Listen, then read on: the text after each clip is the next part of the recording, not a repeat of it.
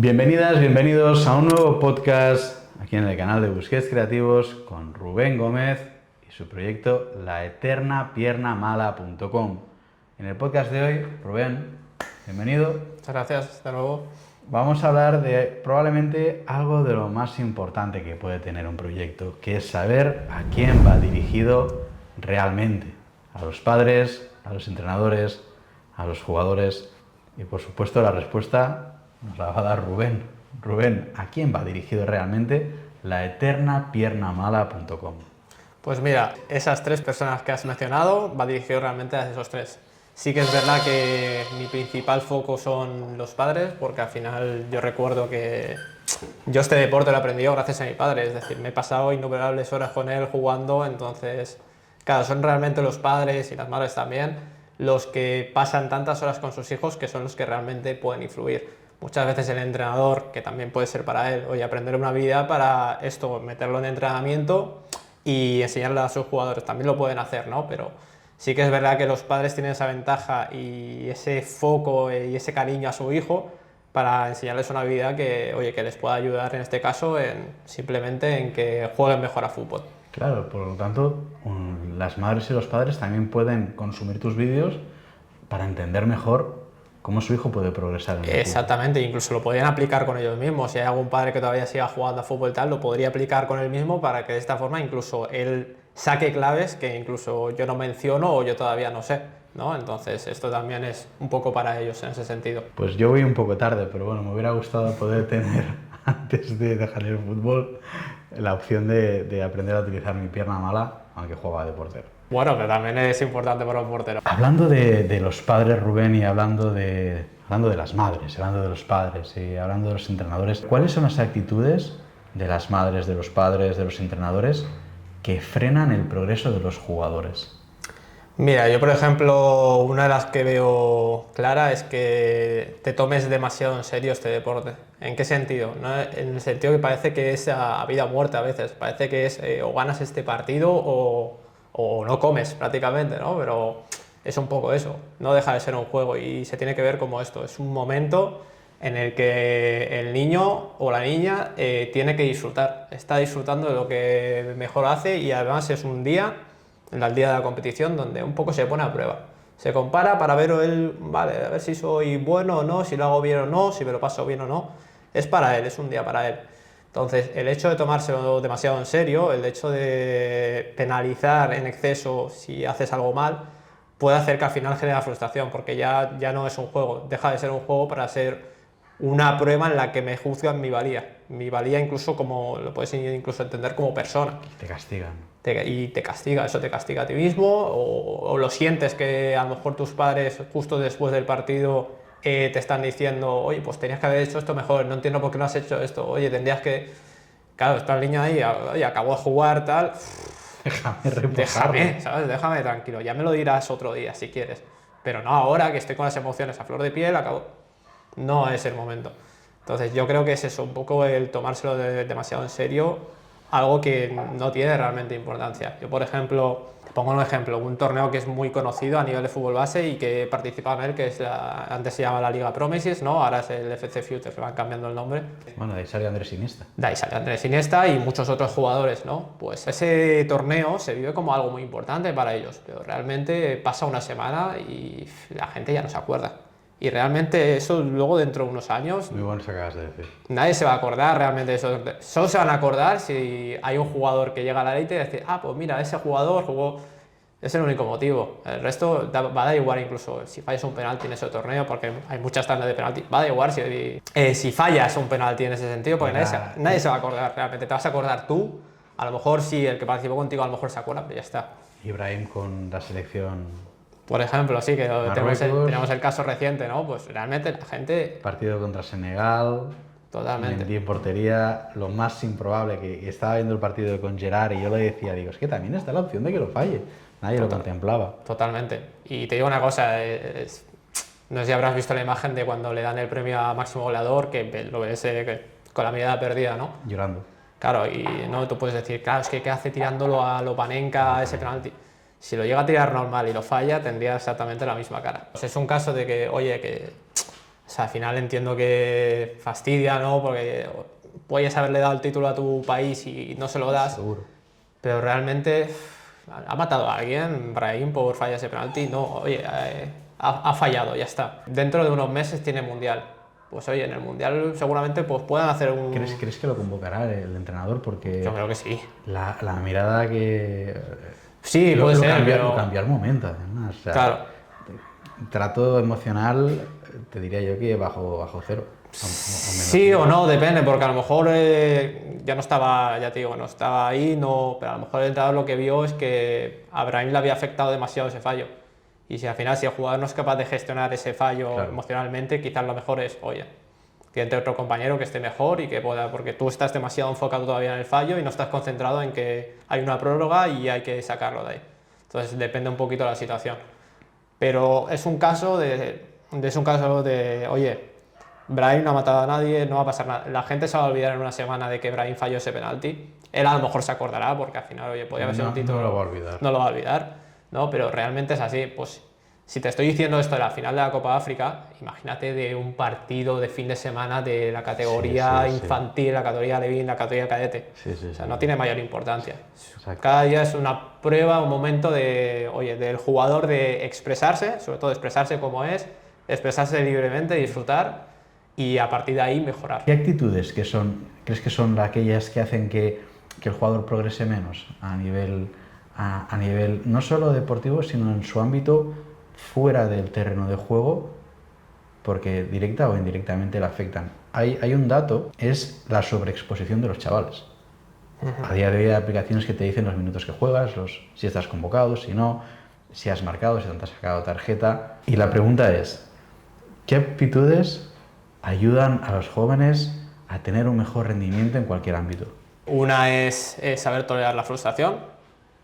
Quizás lo he repetido mucho, pero es que creo que es muy importante saber tolerar el fracaso, que no hay nada malo en ello. Luego otra que creo que es bastante importante, es un poco relacionado con algo que tú predicas mucho, que es el tema del Kaizen, ¿no? De la mejora continua, de tener esa humildad de no creerme ya un jugador excelente, sino que siempre hay algo que mejorar, siempre hay alguna debilidad que puedes mejorar. Totalmente.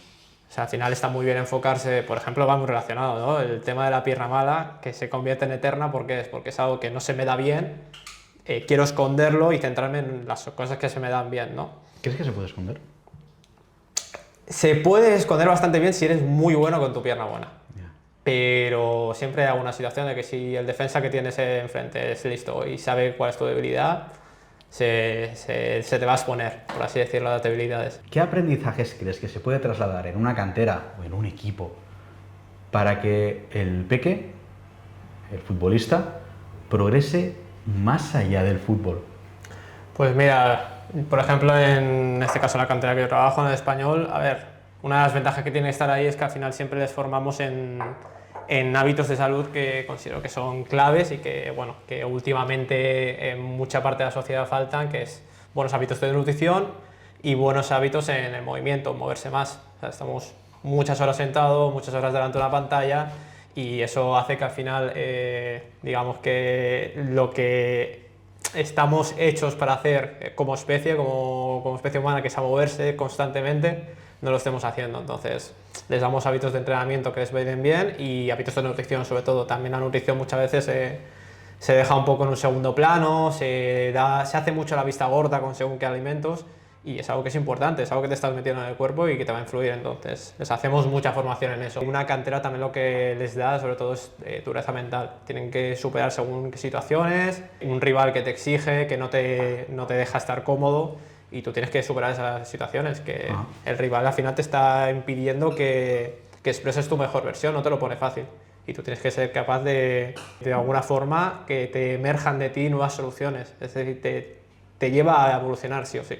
Y tiene esa dureza mental, ese jugador en que va a acabar, ¿no? No sé si va a ser cantante, si va a ser empresario, si va a ser trabajador, pero le dará ese punto de dureza mental, de competición, que, oye, que le ayudará. Entonces, Rubén, precisamente hemos hablado de algo que es clave en las empresas y como colaboradores, ¿no? Que es la palabra compromiso.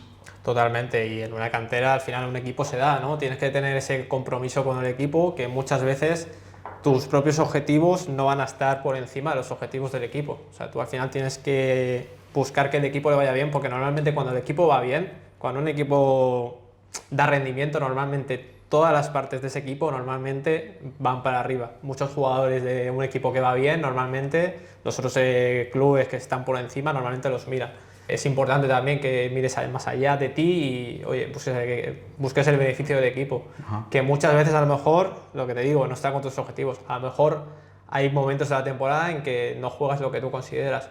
Pero si tú tienes la mentalidad de, oye, de intentar ayudar al equipo, esto es una situación muy típica que le puede pasar a un jugador que juegue menos de lo que crea, pues oye, esos minutos, si los juegas al máximo nivel, van a pasar dos cosas. Una, que seguramente vas a empezar a jugar más, porque cada vez que sales eres importante para el equipo. Y dos, que si aún así no se te da, que puede pasar porque no depende de ti, depende del entrenador, más allá de ese equipo, otro equipo te vea y diga, "Hostia, este jugador me gusta y veo que nos puede aportar para nuestro equipo". Entonces, es un beneficio también que te va a ir para ti. El hecho de buscar el beneficio para el equipo te va a venir también muy bien para ti. ¿Cómo podemos hacer mejores a los jugadores a través de la eternapiernamala.com? Pues mira, vamos a poner una situación. Al final, esta web y este curso lo he creado para que seas capaz de dominar tus dos piernas. Digamos que solo tienes una pierna, ¿no? Situación de juego, 1 contra 1, estás en la frontal del área, tienes un defensa, tienes dos opciones, te vas por la derecha, te vas por la izquierda. Si solo tienes una pierna, si te vas por la derecha y eres diestro, seguramente metas el gol, si te vas por la izquierda, no. Entonces, digamos que al final de temporada acabas metiendo 7 goles. No está mal, es un buen número. Esta misma situación te la encuentras muchas veces, pero dominas las dos piernas. Entonces, ya te puedes ir por la derecha, ya te puedes ir por la izquierda, ya el defensa duda. Entonces, ¿esto qué implica? Que las situaciones que tengas tanto con pierna izquierda como con pierna derecha probablemente las metas. Eso quiere decir que de 7 goles, probablemente, no es matemático, pero es muy seguro que pases a 14 goles. Wow. Claro, entonces, aunque no sea matemático, no es lo mismo 7 goles que 14. No es lo mismo si normalmente metes 10 goles que puedas pasar a meter 20 goles. Wow. Entonces, no es lo mismo esa cifra, no es lo mismo. Si metes 15, no es lo mismo 15 que 30. Ya es, ostras, pasas de un buen delantero a un delantero top. Todo eso por dominar las dos piernas. Qué bueno. Digamos que, oye, tu hijo o tú como jugador no eres delantero. Oye, eres central. Pues no es lo mismo que el delantero te presione con tu pierna buena y te anule totalmente, que seas capaz con pierna izquierda como con pierna derecha de desplazar en largo y encontrar jugadores libres a 40-50 metros. No tiene nada que ver. Toni Kroos. Exactamente. Toni Kroos es capaz de darte un pase largo, tanto con derecha como con izquierda. Entonces, eso le da una serie de recursos. Bueno, el Madrid lo está notando desde que se fue Kroos, pues oye, no está siendo lo mismo la cosa. ¿Por qué? Porque es un jugador que era capaz de hacerte llegar el balón del punto A al punto B pasando por él. Entonces, que esto es lo que más se valora, yo creo, en un centrocampista. Busquets, por ejemplo.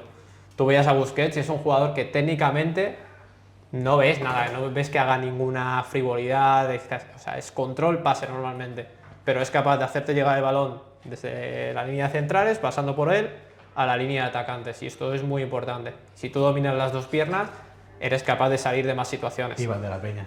Iván de la Peña, por ejemplo, también, o un lateral que esté presionado por un extremo en este caso. Si es capaz de salir, por las dos piernas con los controles, oye, pues será capaz de resolver más situaciones. Al final te da el doble de opciones de resolver las situaciones que te plantea el juego. Y eso yo creo que a cualquier jugador le va a ayudar. O sea, al final es añadir recursos para que si tú tienes más recursos, pues tienes más opciones y puedes elegir la mejor opción en cada momento. Si solo tienes un recurso, si se da la situación con que puedes resolver la situación de juego con ese recurso bien, pero si no los tienes, pues vas a estar muy limitado. Entonces, es una forma de estar menos limitado como jugador y eso también te da libertad. Señor Rubén Gómez, un placer. Laeternapiernamala.com, aquí en el canal de YouTube, pues que es Creativos. Un placer, Rubén. Espero verte pronto. Muchas gracias, Alberto. Muchas gracias por la invitación de nuevo y ya te digo, me ha encantado estar aquí, me he sentido muy cómodo, como en casa, así que muchas gracias.